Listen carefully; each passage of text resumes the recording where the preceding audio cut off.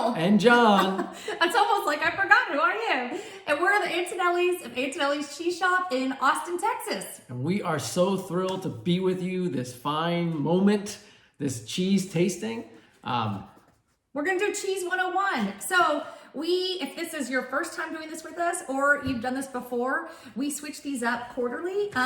So Cheese 101, we're reviewing what we call the 7 styles of cheese. There's so many ways to categorize, classify cheese. This is just the way we taught ourselves, and you'll find out a little bit more about us and our story. This is the way we taught ourselves over a decade ago after John told me on our honeymoon that he wanted to quit his job and do something in cheese. That's right. That's what I did. I don't know. She didn't realize that she could annul, I guess, at that moment. And here we are 14 years later. Yeah. Crazy. And so we are an award-winning cheese shop in Austin, Texas. We are Austin's first cut-to-order cheese shop. What does that mean? It means when you come in, nothing is sitting in plastic wrap, just waiting for you to grab a piece. Instead, you taste through the case. If you like it, we cut you any size, but it's always cut fresh from the wheel to order. And then we wrap it in special cheese paper and send it out to folks like you too. And now we do nationwide shipping.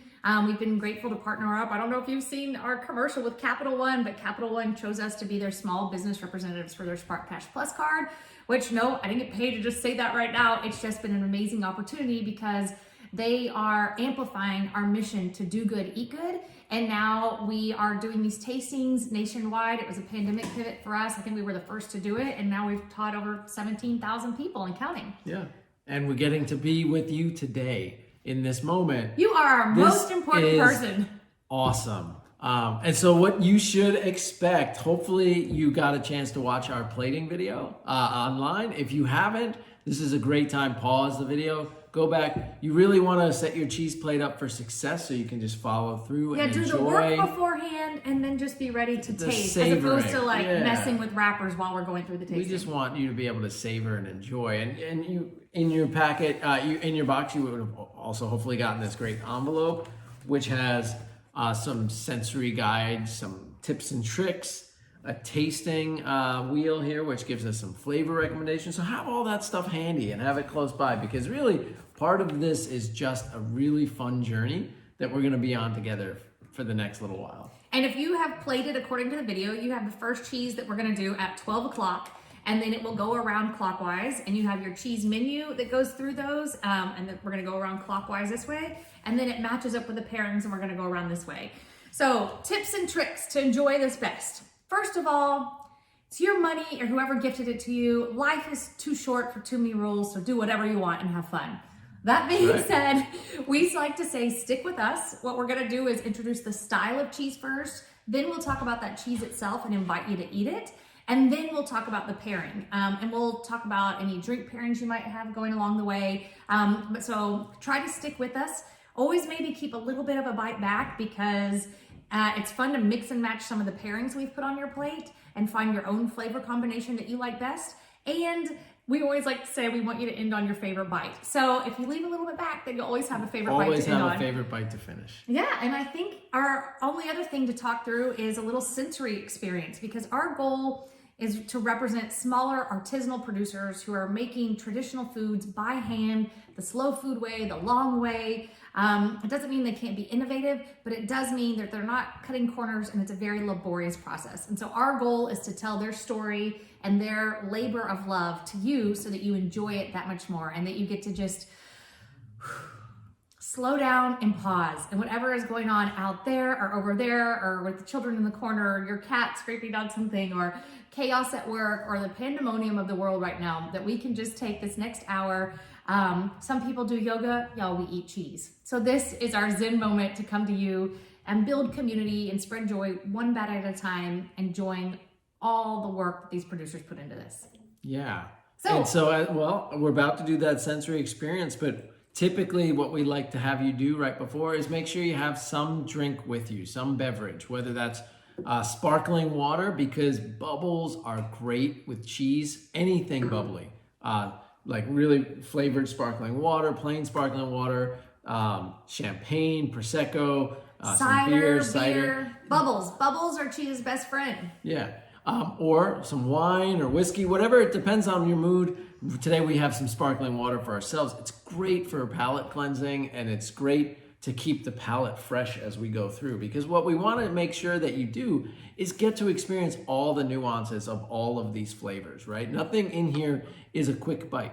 Everything on this plate has some depth and some transitional flavors that you're going to want to explore as we go. And so the sensory evaluation. Pause. Sorry. So if you are going to, this is so fine. we're a husband and wife team. And this we is mention that, and we completely interact each other. unscripted, right? That's the beauty of this experience. And we just have fun. And yes, we are going to eat with you. So this is just our fun journey that we're doing together.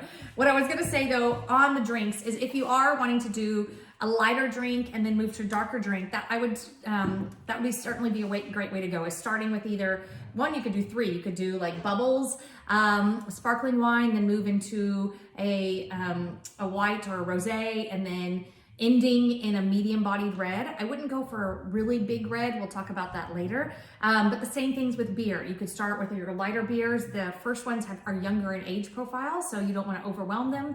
And then you could move into some more medium bodied and heavier beers towards the end. Totally. All right, let's calibrate our palates, y'all, and talk about flavor. Palates. So on your plate are these awesome fried fava beans. And we'll talk about those later when we get to the pairing. But what I want you to do is pick one up, pinch your nose like Kendall, throw the fava bean in and start chewing. Keep your nose pinched and pay attention to what's happening on your tongue. You're looking for maybe salty, maybe some bitterness, some umami or sweet or sour. Look for those 5 things. And when you're like, oh, I know what this tastes like, release your nostrils and exhale through the back of your nose and let the aroma really come through. And you'll. That was crazy. We have not done this with the fava beans before. That's awesome. I can't wait to do it. And what we're trying to showcase here, right, is that you get this really simple flavors on your tongue. So salt, sweet, sour, bitter, and umami. Those are the 5 things that your tongue is picking up. In all the world of food, you can only taste 5 things on your tongue. When you close your nostrils, you are basically eliminating all the information prevalent that comes through the olfactory. And so you're like, oh my gosh, okay, this is salty. Maybe there was a little bitterness, but probably not. So it just tasted like salt. I barely got salt, y'all. That was all I got when my nose was closed. And then the moment you open your nose, that olfactory comes into play. And what we like to say is that taste plus aroma equals flavor. And that's what we're really trying to showcase here, is that we want you to be very mindful of the way you taste today, because really what we are sharing with you is what we think are great combinations, but every single one of us has a very different palate. We have had different food experiences, how we grew up, what we ate earlier in the day can impact what we're experiencing. Who just had a gallon of coffee? Yeah, and so all of those things come together to create what is a very unique experience to yourself. And so definitely talk amongst your group if you're doing this in a group, because it'll be amazing and interesting to hear what other people have to say. And whenever you go to a fancy tasting of some sort and somebody says, this is what you taste, you should get notes of blackberry and raspberry. Well, the power of suggestion is amazing. And it is true that there are certain common descriptors for each one of these products. Whoa! It's crazy with the That is bean. so cool. That's one of the best examples, because I really tasted nothing with my nose just closed. Texture and sound and texture. So the point is, your palate is unique to you, and if somebody says, oh, this has notes of blackberry, can you train yourself more and more to try to find what they're tasting? Yes. But it may also be that you just don't taste that because your palate is different. So I feel like Fred Rogers, won't you be my neighbor? You are special. And your palate is special. Don't let anybody tell you what your palate tastes. But we are going to tell you what we taste as certified cheese professionals. Yes, that's a thing. And we will tell you what we taste when we go through these cheeses. Note that because artisanal cheese varies from batch to batch and during the season, you might taste something different as well because it's from a different batch of cheese. And so that's just part of the fun of artisanal cheese. Yeah. So, and as you're going through this tasting, your other senses can be just as important. For that fried fava bean, I heard it almost more than I felt the texture on my palate, right? Sound plays an integral role. For instance, potato chips. Your body will, when it doesn't have a crunch, will translate that to being stale. Even though the flavor hasn't changed, without the sound, your body will be like, oh, those are stale potato chips. And it feels like it tastes different, even though it doesn't. It doesn't. And we're going to use our eyes. We'll talk through what you're looking at, what you're seeing. definitely touch all the food. It's very wonderful experience with cheese when you get to pick it up and you get to taste it or touch it. We like to say get intimate with your cheese, y'all. Yeah. And now you're peeking behind the curtain over here. So all 5 senses matter, and we're gonna have so much fun. So okay, at least we are. Hopefully you will too. This is amazing. Are you Otherwise, kidding me? you just get to watch those crazy Antonellis eating some cheese. Maybe you're in your pajamas at home. That's a great way to eat cheese. Or maybe you're at an office party hanging out. Who knows? We're all here together.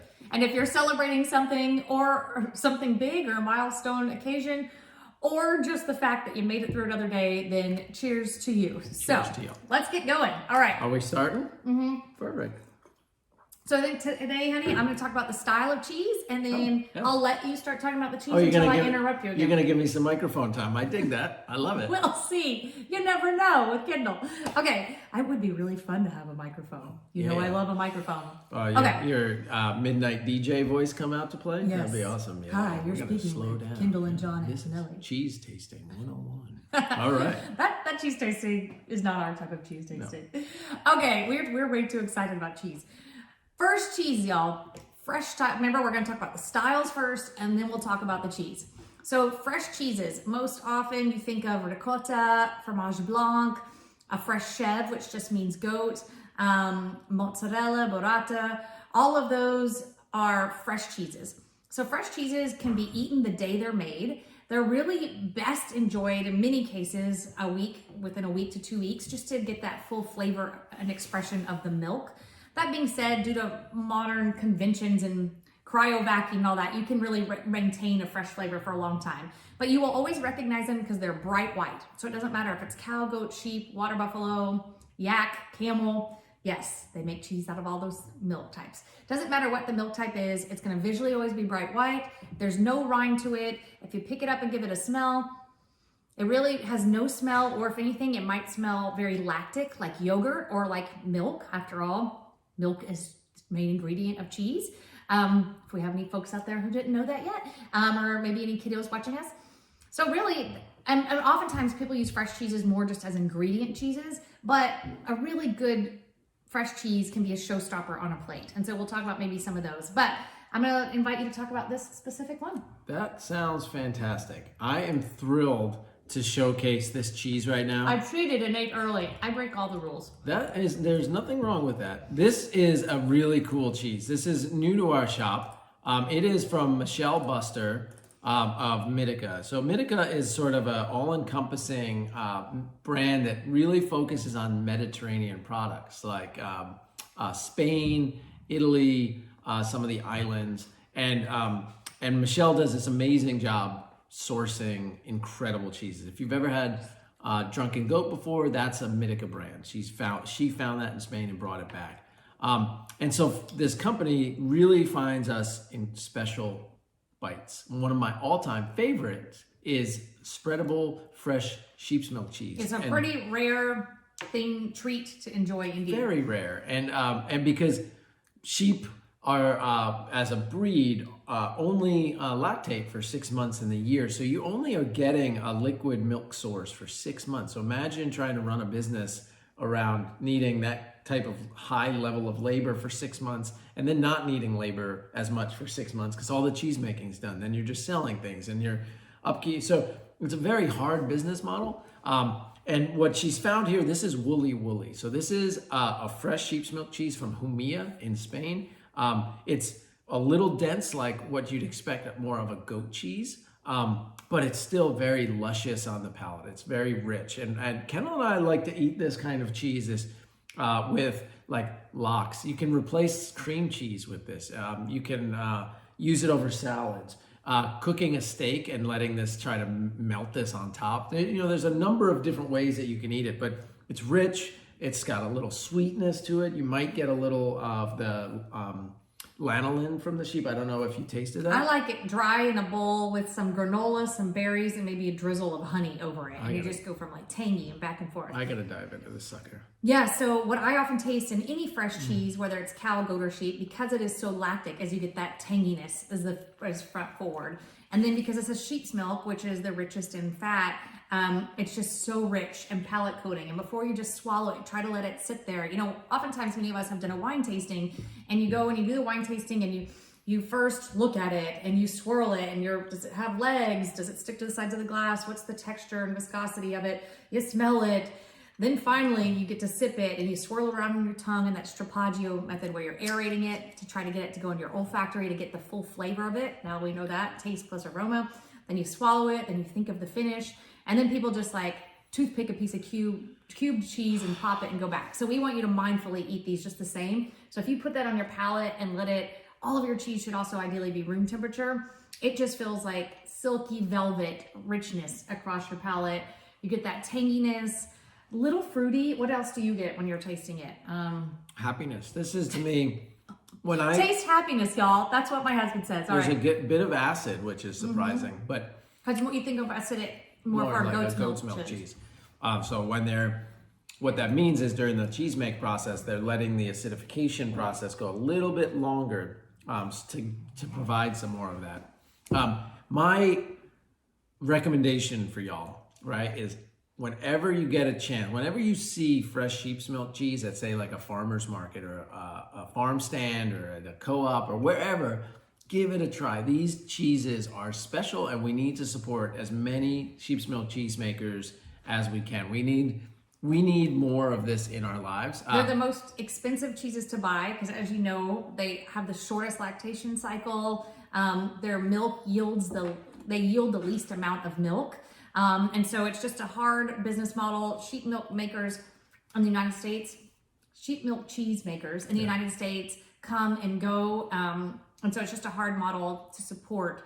It's an easy model to support. It's a hard model to sustain. So anytime you see them, buy these up. These are fresh, delicious babies. And we are pairing this with dried apricots from Southern style spices, sourced right here in Austin, Texas. Yeah. These are by the Kemps. Turkish apricots. And so these apricots have been cultivated in Central Asia since the time of antiquity, and was a very important part of the Silk Road because they're easy to transport. You know, dry them and you serve them. And so these have this really sweet, deep, long-lasting finish, which when Kendall and I do pairings, we talk about contrasting versus complementary flavor profiles.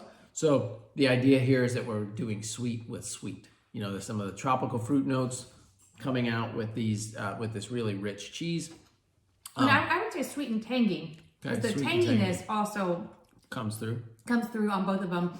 What I like about this pairing is, at first, I put it on just like it was a cracker, like my apricot was a cracker. And it didn't taste the apricot at all first because that cheese is so rich. Then the apricot came all the way through. And then after I swallowed it, I got a little bit of that richness back, those fats still on my palate from the cheese. And then I got apricot again. So at first it seemed like one was going to overwhelm the other, and then they kind of danced together. Yeah, and now I have this sensation on my palate of like having just had like cream. Like an orange creamsicle, but not the orange to it. I love it. That was lovely. It's like a really nice dessert. So, and what we did there is we're trying to wake up our palates with that first tasting. So the first one is like producing saliva on the sides of your mouth. It's waking you up. It's getting ready for it.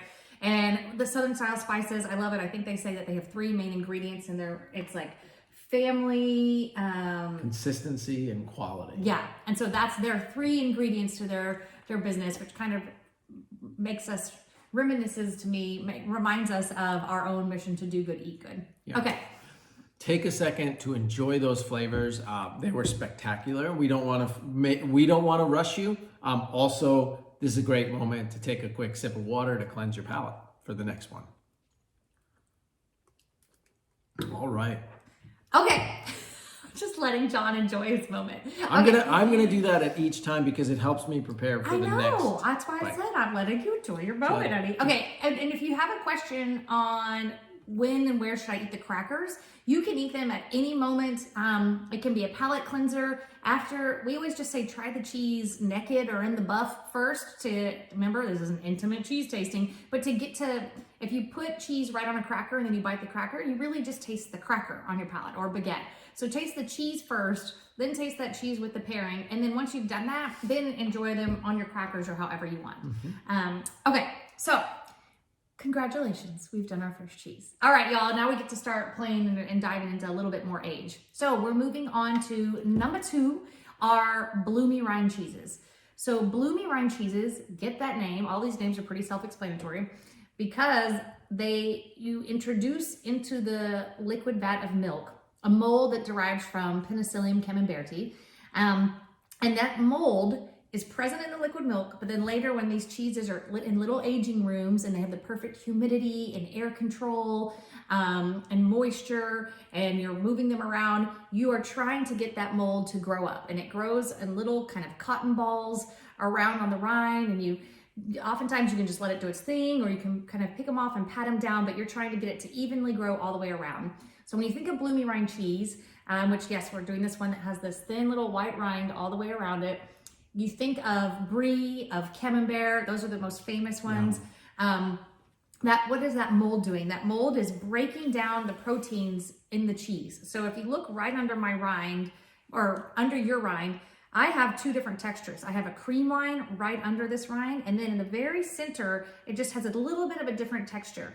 So my will of this Green Hill is a little bit younger maybe than yours is. If yours is all the same texture, to me that's probably, and there's a preference for everybody. I'd prefer that one because then it's a little bit more aged on it. Or if you have a smaller cream line, it means yours is a little bit younger. I think sometimes the more age on these, the more funky they get, which is the way I personally like to eat them.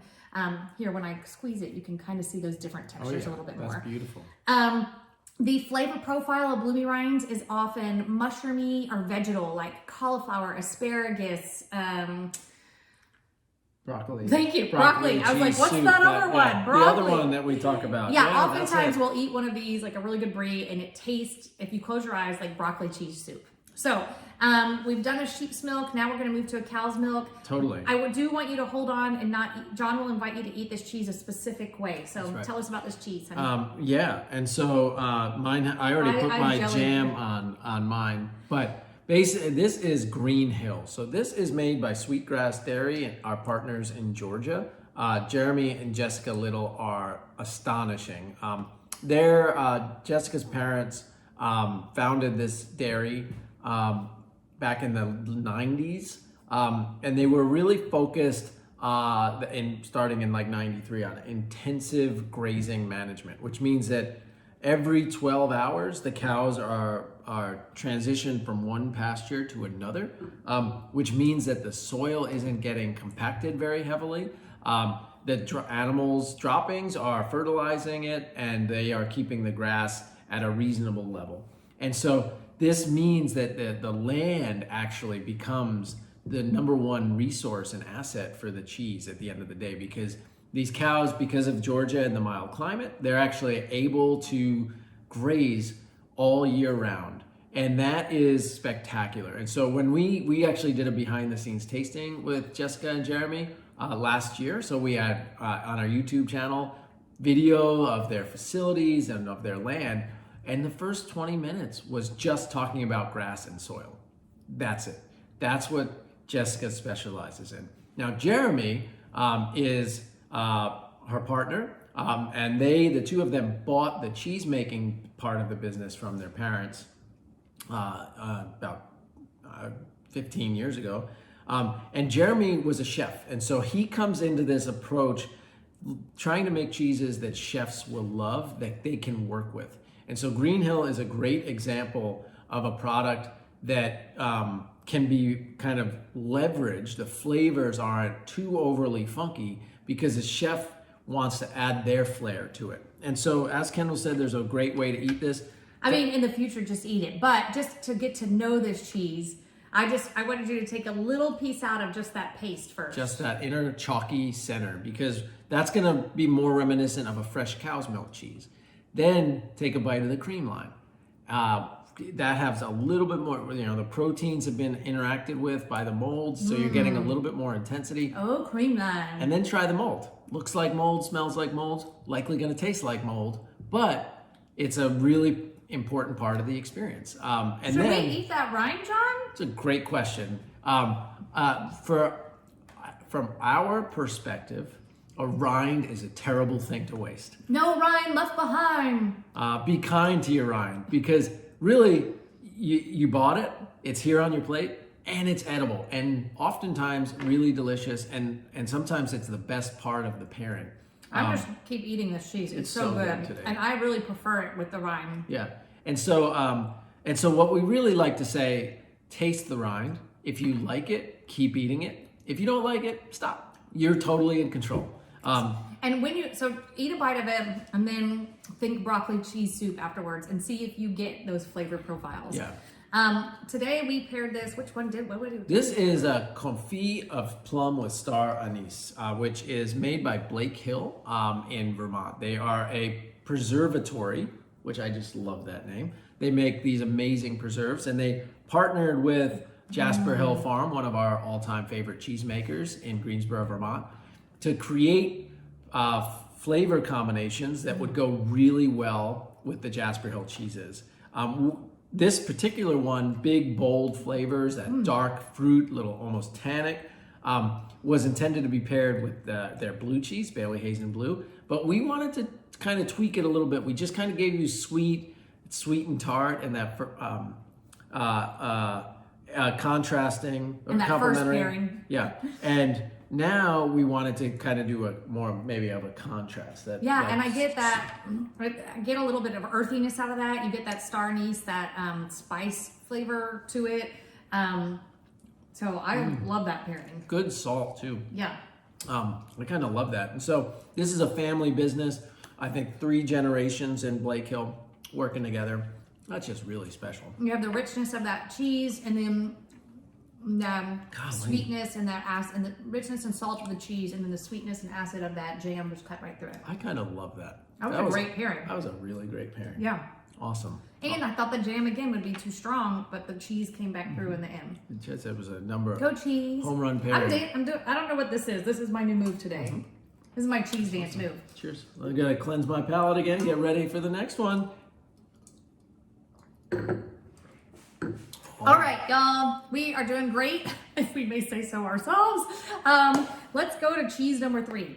So, I'm so excited. I haven't had this cheese in a couple years. And I just cut like 2,000 pieces of it yesterday, and it was really hard not to just on the packing line Eat a whole pick one wedge. up and eat one in front of the team. But that would not be very food safe, so we'll say we're doing it now.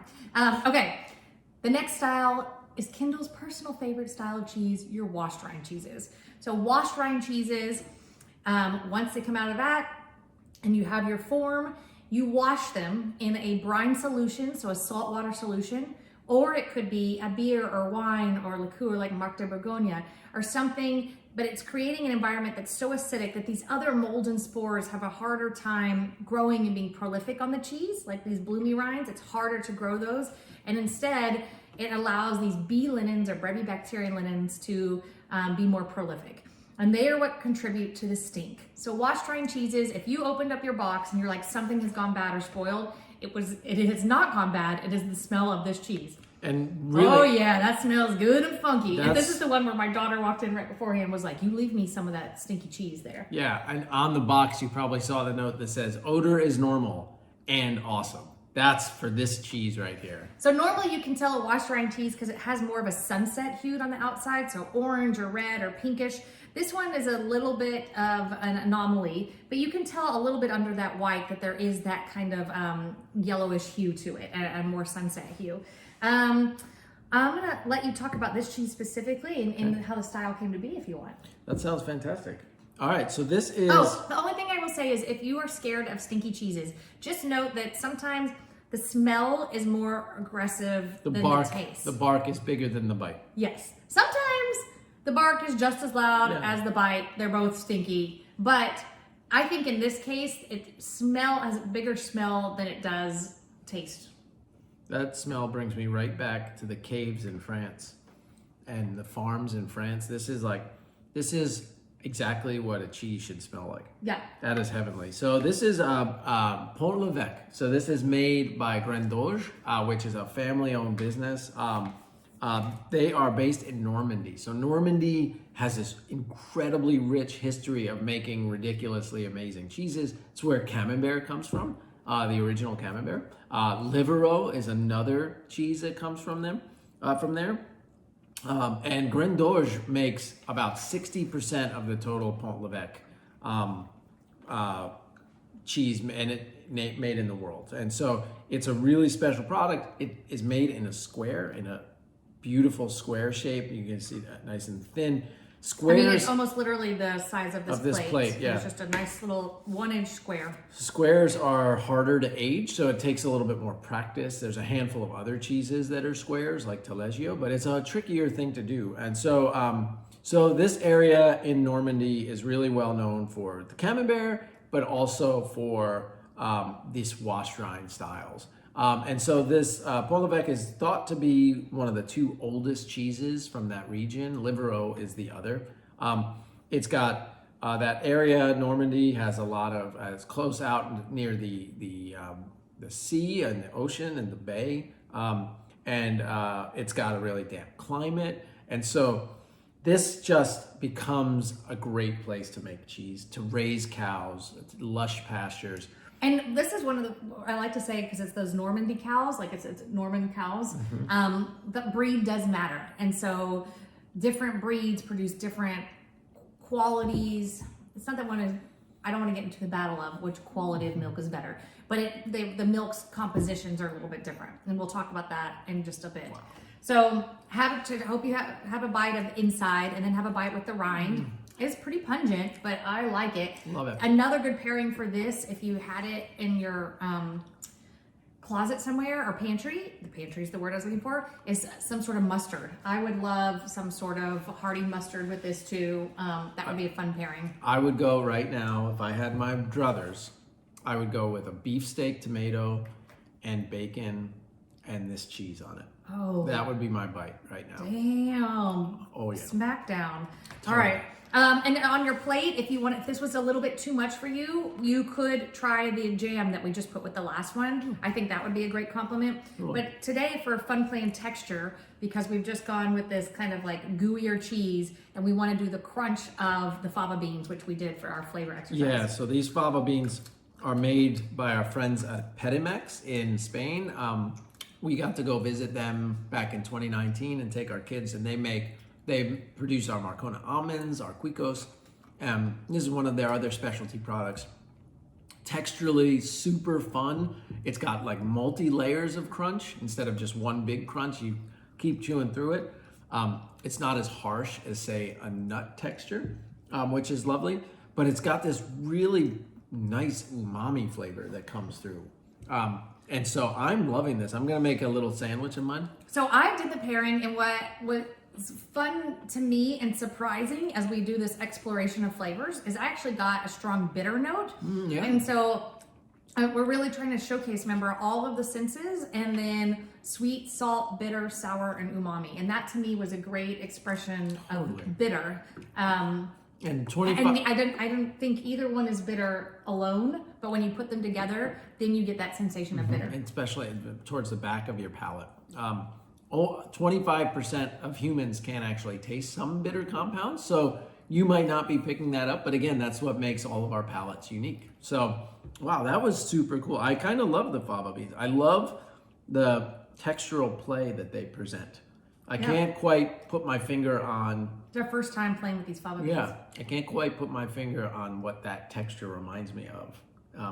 I haven't figured... It's almost like, a deep fried tostada is what it kind of reminds me of. That flakiness, the layers. Yeah, or like a chalupa, a tostada chalupa. Yeah, like fresh out of the fryer at like a really great restaurant. Like also the texture of like sometimes elephant ear pastries or some of those pastries or kumans, but that will flake off, and it's like a fava bean is one layer of one of those. Yeah, 2 layers. I don't know. Anyway, it's awesome. Okay. All right, I'm gonna cleanse my palate again. Antonelli's digress. All right. Yeah. I'm gonna cleanse. I recommend cleansing. Okay, I'll do it with John. It's the best way to get to the next round and have your palate ready. Okay. All right. We've done 3 cheeses. Let's go to cheese number 4. Woo. And actually, at this time, I'm gonna introduce the styles of 4, 5, and 6 all at the same time. Good idea. So we now go to semi-soft, firm, and then hard. And depending on what age exactly the wheel you got is, there may be a little bit of a blurry line here, but we'll talk about why.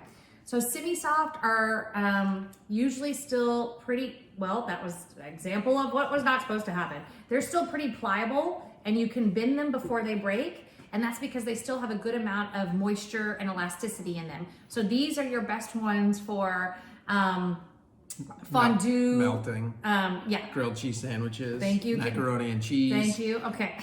Thank you. Potatoes au gratin. Okay, so semi-soft, just remember, if you want good melters, they have a good moisture content in them, and due to the science and structure of them, when they melt, they will stay melty. Then you move to firm. So firm, you can start to bend and then it breaks. This is like Gruyere, Comte, mini cloth-bound cheddars are in this style. So still a little bit of moisture, but usually a little bit more age on it and drier.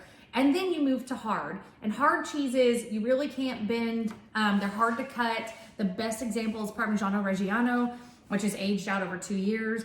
And you almost have to more crack it. Like when we open a wheel, you have to score it, you have to crack into it, and you literally break into a wheel of Parm. And that's because the longer it is aged, the more moisture it loses. So what affects the texture? How do you get to the desired consistency that you would want as a cheesemaker? Well, you already know that aging is a tool. So, but it doesn't just mean you can make a cheese and say, oh, I'm gonna eat it at 3 months and it'll be tasty, or oh, I'm gonna age it out 2 years and it'll be tasty. That, sometimes those happy mistakes can happen, but that is not generally the way it's made. And so you wanna make it based off of how you want it to age and how long you want it to age. And so a lot of this is where cheese making is where art meets science. Like, especially in those early days of testing and out batches, is you're like, how old is the perfect, because a lot of times people will come in and say, I just want the most aged thing you got. I know that's the best. And that's not necessarily true. Each cheesemaker has found the perfect age to sell their cheeses where it peaks at this, that's it. That's what I want, the flavors I want to showcase. That's the essence of my farm or my caves or the milk. And that's where that's the showstopper. That's so the art behind it. Yes, so it's different for each style of cheese. So if we go into our quick cheese making 101, you have your pot of milk or vat of milk, or it's longer than this table or this room if you're in Wisconsin and you're making cheddar. Or if you're in Holland and you have your big round Goudas, your Gouda vats. So you have your milk source, and cheese is just milk. Original cheese was just milk and acidified milk. Yeah, really. Some agitation with it. But anyway, cheese is milk plus cultures plus rennet, and then maybe a little bit of salt, and then time and aging. So that's it. It's amazing that you can have all these different flavors with just a few ingredients. So you've got your liquid milk. You add in some cultures to it. It's going to help it be like the DNA of what that cheese is going to grow into being, like a Gouda or a cheddar. But you got to do a lot of other good things along the way. Then you add in a little bit of rennet. And rennet is what coagulates the cheese. And so there's animal rennet, which is traditional, or there's microbial and plant rennets, like a thistle rennet. And so it changes the consistency of the milk from liquid into more of like a flan-like texture, flan or custard. So that's called setting the curd. Little Miss Muffet sat on her tuffet eating her curds and whey. So the process of making cheese is separating the liquids from the solids, or the protein from the whey. So once that curd is set, you go through and you cut the curds. Well, if you want to make a semi-soft cheese, we're trying to ignore the fact that we have a friend named Bob flying around us right now. So we're just gonna keep moving through it. But if you see it, also feel free to ignore our friend Bob, but just know that we know he's there. Part of the family at this point, y'all. Bob follows us around the world. Okay, so especially wherever cheese is. If you want to make a semi-soft cheese, you want to keep those curds big because you want to maintain and retain moisture in there. So it's actually a real term. You cut down the curds consistently and gently because you don't want off flavors, but to make these walnut-sized curds. And then you very gently scoop them up and put them into a hoop or a colander where they will continue to slowly drain out, and then you'll have your form of cheese that you can kind of wiggle like Jell-O, and then it goes and probably gets a salt rub, a brine rub, and goes into aging rooms and different processes. So that is how, I'm gonna swat you for swatting this fly. Just ignore Bob, he's part of the scene. Sounds fair. That sounds fair. So that's how you would do it if you want a semi-soft cheese. Now, if you want to age out a cheese like Parmigiano Reggiano, you cannot leave those big fluffy curds because moisture is not your friend when you're aging. You need to get out all the moisture, otherwise the product will just rot. So you cut those curds all the way down into little rice-sized kernels. And then once you scoop them all out and put them into a colander, you're actually also gonna press it. You're gonna expel as much whey out as you can. You're trying to get all that extra liquid out, so then it can go through and get salted and brined and rubbed and go into its aging process, but you're trying to control the rate of moisture loss and either speed it up or slow it down depending on what you want that cheese to do. And you always say, you have a good expression that not every, but I mess it up when I say it. Not every cheese. Not every semi-soft cheese can become a hard cheese, but all hard cheeses were at one point semi-soft. Yes. Yeah. So, but it's amazing. Like if you eat a Parmigiano Reggiano at a couple months. It's boring. Yeah. It's boring. It needs that time to develop all the flavors that come out in Parm. So that was a long-winded, non-scientific. We laugh because he's the scientist between the two of us and I'm the storyteller. And so my laywoman's terms about how cheese is made. I loved it. We'll take Cheese 201 sometime to go in depth with John. But that's the difference between semi-soft, firm, and hard. And so really, where does the flavor come from? It just really depends on the style of cheese, the milk type, and a few other factors. But I'll introduce those in a minute. So let's talk about this one. Yeah. All right. That was a long spiel. Cheese number 4. All right, y'all. Super excited to talk about Snow White. So this is, as Kendall pointed out, our pieces. You get some, I get some wiggle. It's just that the piece is cut so thick that it's not as, it'll break. But this is Snow White goat so cheddar, right now. y'all. Snow White goat cheddar. So this is throwback cheese for us. We haven't had this cheese in our business for about 7 years, but it was a staple when we first opened. It's made by a company in Wisconsin called Carr Valley.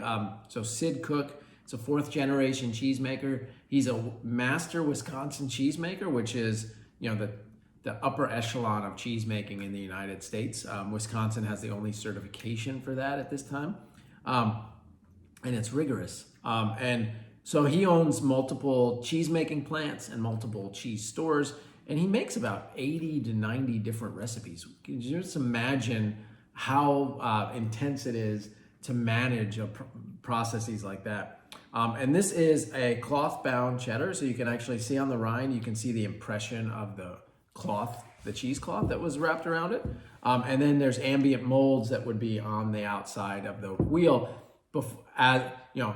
Kendall and I also got to cut and wrap these cheeses and with the team. And so you're basically, when you're taking off the cloth, you're taking that mold with you, but it does impart flavors. So goat's milk is most acidic of the milk types. Cheddars themselves are typically salty and acidic in general. And so we're getting a little bit more of an extra kick from that goat's milk. Great aroma. When goat's milk cheeses are young, we think of them as really kind of like citrusy, and that acid comes through in a different way. And then they're always tangy, but when they age out, they can also take on this kind of sweetness to them too. And I love that you get that caramel note in this cheddar. This cheese won best in the country in 2008. And we brought in the smaller versions, like the 10-pound wheels. Sid Cook also makes 30-pound traditional size cheddars, so huge wheels. But that is awesome. I just threw my piece of cheese. Throwing it around. Yeah, caramel, butterscotch, a little sour. And then for an innovative take on just like a cheddar and salami pairing, we are pairing this with our charcuterie pairing. Charcuterie actually just means cooked flesh. It's from charcuterie, a French word. So help us dispel the myth out there, y'all, that charcuterie means cheese. Everybody's talking about charcuterie boards. Charcuterie board would then be the main ingredient is meat on it. So some sort of cured meats. But this is from Olympia Provisions. Kleinschweine. It has... From Elias Cairo, who is an award-winning salumi maker. Yeah. based out of Oregon. He's Greek American, grew up first generation, and his father used to make charcuterie in the house. So he kind of grew up with it, and then traveled to Europe and understudied with some charcuterie producers and fell in love. And so this is German inspired. It's got coriander, caraway. The reason why my eyes like immediately shut when I started eating that is because my grandparents came from Germany, and this reminded me of sitting at their table, eating German Frankfurters, eating German bolognas, eating the flavors of that country, and like my heart is exploding right now. I'm like, this is my first time trying the Kleinschweine, and just made me happy. I'm sorry. Food memories are just an awesome thing, and they're transformative, but they also transport you. And to me, when I bit into that, I think it was a consistency thing, but I was taken straight back to a camping trip with my dad when I was growing up, because this is like a good shelf stable salami, and it's just like you pull it out of your backpack and just like popping those little pepperettes. So that's where it transported me to. Oh my gosh, that made me so happy. All right, let's do a little palate cleanse. Cheers. Cheers.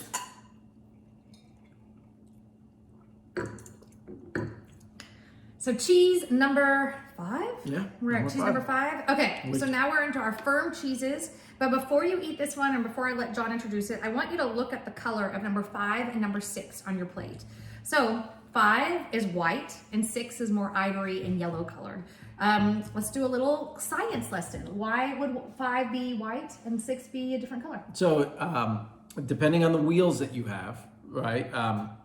Typically the way milk types show up on the plate is that goat's milk tends to stay white throughout the course of its aging. And that's because goats can actually digest the beta carotene that comes through the food that they eat. Cows and sheep can't. Sheep milk tends to be ivory in color, and cow, because of such varied diet, they eat so many flowers and grasses, they tend to be real yellowy. Of course, there's bright orange cheeses, and that's a food dye, but we can get to that at another cheese tasting if you want to do one of our others. We have cheese and meat, cheese and honey, cheese and chocolate on the website. And sometimes we'll have orange cheeses there, and you can learn about. But that's so whenever you see a really white cheese that we're not talking about the fresh category, but a really white cheese, chances are it's goat's milk. If it's more ivory, it's sheep's milk, and then more yellowy, it's potentially grass-fed cow's milk cheese. The other things that I want to talk about here is what are the main things that affect flavor, because by now we've touched on all of it. Number 1, most importantly, what is the species of animal? Cow, buttery, grassy. Sheep, rich, nutty. Goat, tangy, minerally. Yak, camel, all of those, whatever the species is the number 1 thing that will affect the flavor. Number 2, breed. What is the breed? That will also impact it.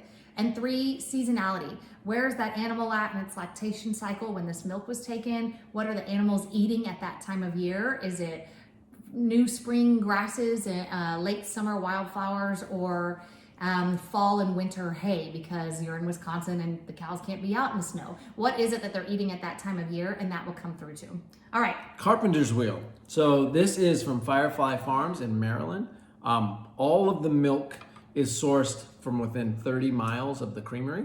And this is their aged goat's milk cheese. So this is a really beautiful, like 15-pound wheel. It's got nice dry texture. The curds really form and bind well together in this cheese.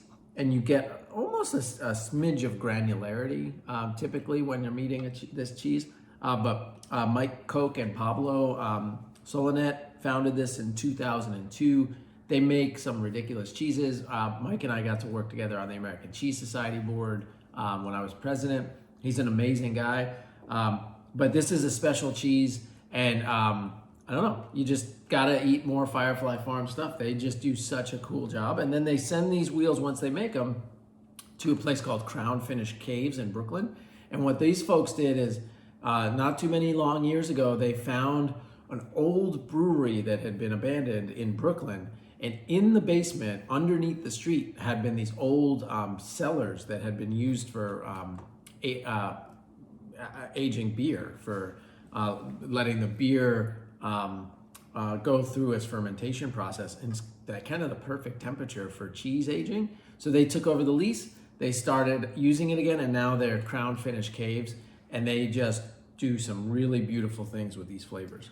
So give it a bite. What I love is comparing, you have 2 aged goat's milk cheeses. We just did the Snow White and we're doing the Carpenter's Wheel, and comparing how different they are. Have a similar age on them, both using goat's milk cheese, but to me they're worlds apart. Yeah, so amazing. You get more of the sweetness in the Snow White. I get more of the tanginess and earthiness a little bit in the Carpenter's Wheel. What about you? All of it. Okay, so we're gonna pair that one up. That earthiness with a little more tropical fruit, almost like passion fruit in there. And so we are going to perfectly pair that with a little 73% dark Ghana chocolate. Yeah, so this yes, and if you're like cheese and chocolate, just know we have an entire cheese and chocolate pairing course, just like this one. We love it. But just to explore all the different flavors of chocolate. Most people that have done one of our cheese and chocolate classes just go, I never knew. I never got it, but I get it now. And so this is from Kimberly and Priscilla. They're sisters, Pan-African sisters, that have founded this company, 57 Chocolate, to try to get back to the core of food production in Ghana. So the farmers cultivate some of the best cacao in the world, but most of it ships out of the country to like Switzerland. And so these ladies are trying to do bean to bar in Ghana. And so we were one of the first 4 companies in the country. We import them directly in from Ghana, or bring them in from Ghana. And you know, takes a couple weeks to get the chocolate, but we are now their biggest vendor. And we are so excited to kind of showcase them around the country, because I think the chocolate is spot on. Excuse you. Bless me.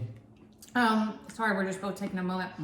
When you can, and when you have the time, let chocolates like this melt on your palate, let them coat it to try to really get the nuance of it. A concept we haven't really talked about in cheese yet, but is often talked about in wine, and is also talked about in chocolate, is the sense of the concept of terroir, otherwise known as the specificity of place.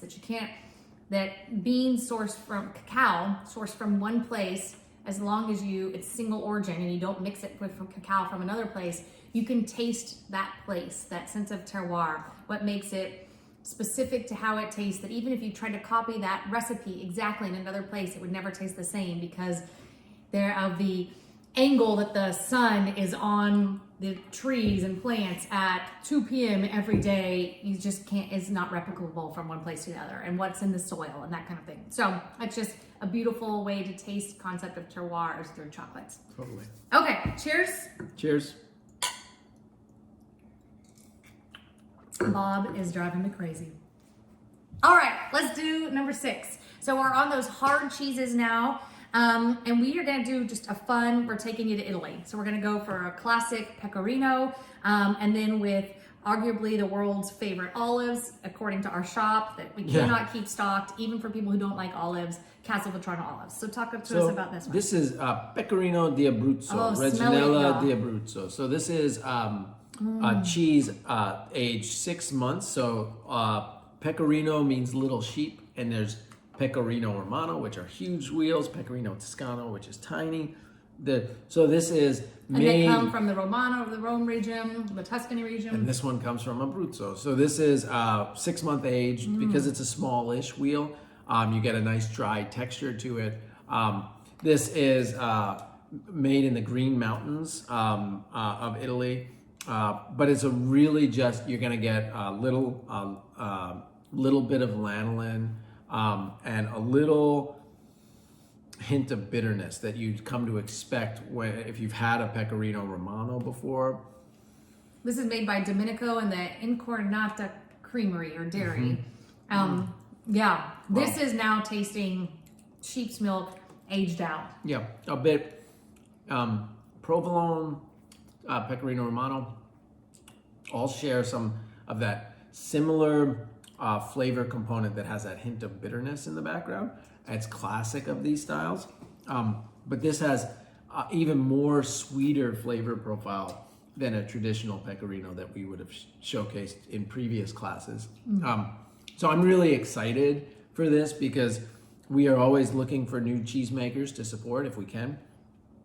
And this, for this class, this Reggianella de Abruzzo, the Pecorino Abruzzo, is amazing. And they often say what grows together goes together.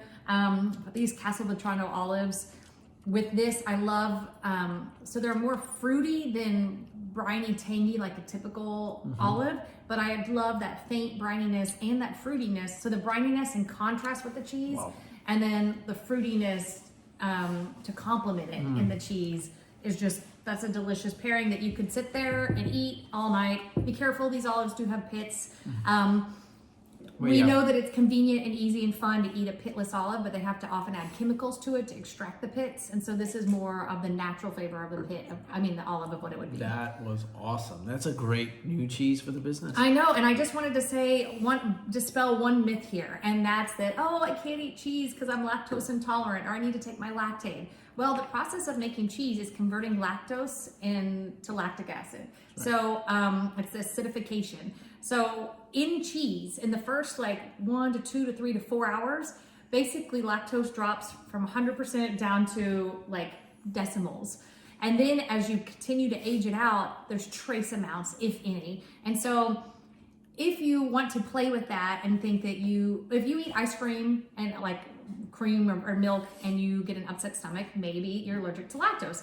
That's 100% lactose. Yeah, but if you eat cheese, it's something else. So oftentimes if people's stomach gets a little upset from eating cheese, then it's more likely a protein allergy. So cow's milk has these big, beautiful fat globules, and they're a little bit harder to digest than goat's milk. Goat's milk is the easiest to digest, and sheep's milk is in between. So just wanting to dispel that myth that, oh, I can't eat cheese, I'm lactose intolerant, or it's not anything about lactose, it's probably a protein allergy. And if that's the case, start with those aged cheeses and aged goat's milk cheeses and then aged sheep's milk cheeses, and then work your way backwards on this plate and see what your stomach can handle.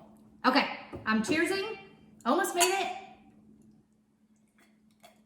it.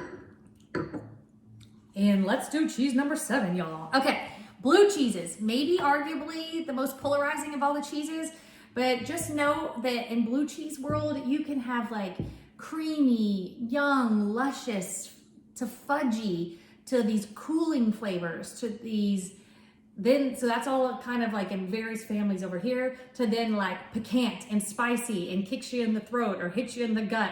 So oftentimes I think we all think of blue as this over here, but there's such a world of different blues. And that's why it's great to go into a cheese shop where you can sit there in front of the case and taste through. At any given time, we have 15 different great blues in our case, and taste through them and see what we mean by that progression of different styles. So how does blue cheese get blue? Well, when you go back to it being liquid in the vat, you inoculate it with the mold that derives from Penicillium roqueforti, Roquefort being one of the first blues that we know about. And so later you have your mold, your form of cheese, and you go and you pierce it. And some little artisanal places will hand by hand and put a little needle in, and other ones they'll put it into a press thing, and these needles all come down and puncture it. They're not injecting any blue mold into there. In fact, they are literally only piercing it, but because that mold is aerobic, once that oxygen hits that mold, that's what allows it to vein or grow the coloring. So it gets blue and green and yellow, various striations of these molds. And that is specifically because the oxygen is hitting the mold that's already present. So there are some blues out there which have never been pierced, and so you may not even know you're eating a blue cheese because you don't see all the veining and coloring in there. Some places will do it just very sparingly, just for hints of it. So all of that is part of that art process too. All right, let's do this new blue to us, Boujee Blue. This is awesome. So Old Chatham Shepherd & Company has been a partner for years. They make used blue, mostly all sheep milk cheeses. But here, what we're getting to explore is a mixed milk cheese, cow, goat, and sheep. I'm just showing you, you see that stripe down? You can see right where the needle went down right there. That's awesome. So this is 70% cow, 15% goat, 15% sheep. So the artistry comes through. They are playing with the flavors of the different milk types to create this really amazing, unique experience. And so this is new to them. You get a dense, fudgy texture musky, slight gamey notes are probably coming through from that goat and that sheep milk. But they not very much though, because it's so much more cow's milk. So they are one of the largest and oldest sheep cheese makers in the country. They're based out of New York. Super impressive resume of awards and because of their, not only do they make cheeses, but they also make cheeses and partner with cave folks that have cheese caves that then age it in a different way and take the flavors in a different direction. So they're really creative. You are gonna just love this cheese. And we paired it tonight with meadow foam honey. So you got your honey sticks. Your stick may be a bit darker than ours, but what we focus on in our business is single varietal honeys. So this is single floral honeys, and that means that these intelligent creatures, our bees, when certain blossoms are active, they are going to the best pollen source they can get their hands on. Meadow foam, we get this from a company called Z Specialty Foods, and it's a really old company that family founded and operated for over 35 years that source single varietal honeys for us. And so meadow foam, it looks like when it blooms, it's like more of a ground cover. It looks like the foam on an ocean is kind of the idea behind it. And those blossoms give off this amazing pollen and the bees create it. So you almost get like a flavor of toasted marshmallow or cupcakes or some vanilla toffees. It's just amazing. And really, again, nuanced. Pay attention to what's happening on your palate. It's amazing. So we're pairing this sort of fudgy, dense cheese with this toasted marshmallow flavor profile. And clearly we're going for sweet and salt, and we're marrying the sweet and salt, which is often why blue cheeses go well with dessert wines and fortified wines like sherry and that kind of thing. So hope you like that. Woo! Sweet and salty combination. All right, we have just done Cheese 101, and now I would love to know your favorites. So let us know, write to us on social media, or just reach out to us personally, but which was your favorite pairing combination? Did you mix and match and do something on your own? We always love to pass any kudos along to all of the makers. Yeah. And as we close out, we just wanted to say again how much we appreciate you, that we are a mission-driven business to do good, eat good. For us, that means that we source from makers who treat their lands regeneratively and sustainably, their herds humanely, their teams ethically. They make a delicious product, and that when you or whoever gifted this to you spend your hard-earned dollar with us, we get to do the same, and we try to take care of our people and our community and then our makers, and that's the do good, eat good cycle. And yes, we're intentional about eat good and not eat well. We have a whole nother Cheese is Healthy class, but that's for a different time. Our core principles: passion with purpose. Passion is what gets us up in the morning, but purpose is why others will pay us to do it, that we are a mission-driven company. Passion is what gives us fuel, and purpose gives us direction to be the type of company we know we want to be. Number 2, be a juggernaut of awesome. And so this is our customer service philosophy. It's not just good enough to be awesome on your own, which we are, but I think, we want you to be sort of this immovable force of awesomeness. And we, with our positive energy, can impact others' days. We can really provide a place for others to get joy. Our personal mission is to spread joy. And so this is how we do it. 3, be true to ourselves and to others. So we can only be who we are. We own that. We own our mistakes. We own our flaws. It also means that people can show up in the skin they're in and feel comfortable and welcome, and they belong in our business and at our table. Number 4. Family first, then business. However people define family, whether it's their dogs, adopted, chosen family. Bob. Bob. Ooh, Bob's going to get it shortly. However people define family, we know that we all go to work to make a living, to take care of our own basic needs, and for those are the people and things that we love, and we need to keep that in perspective. And lastly, improve every day. There is no best, there's only better. If you loved this, please share it with the world. We small businesses hustle every day to stay in business. And if you have some constructive feedback, then we would love for you to reach out to us directly. We always want the chance to improve and to make it right for you if something went wrong, and to do it better next time. So with that, you are a part of our Do Good, Eat Good mission, and we appreciate you and thank you for doing it. Thank you. Y'all enjoy the rest of your cheese and pairings. Happy Cheese 101, y'all. Bye.